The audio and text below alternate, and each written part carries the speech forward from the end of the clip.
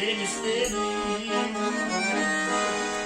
Yoksa neydi benim sebeplerim?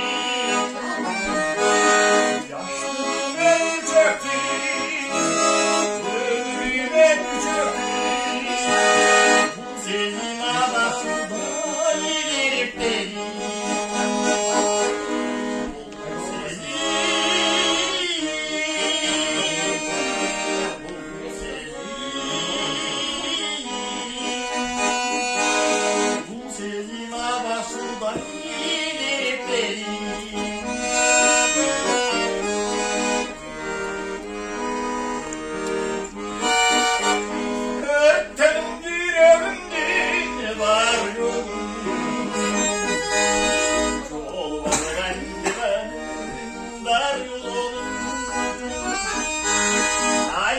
Başkalardan yok kaldı başkalardan.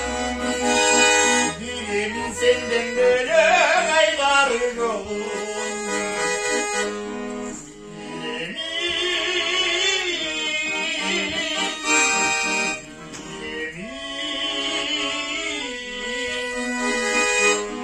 Dilemin senden böyle aylar yolun.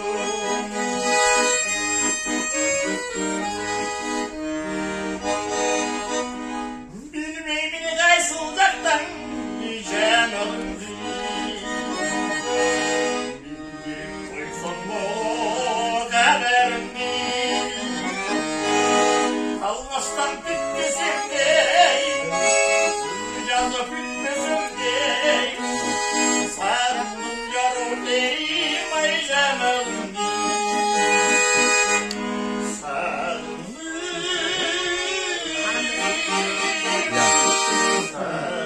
Burada ver bana ya.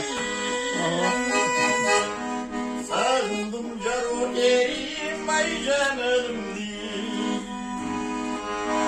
Sarıldım yarım deyim.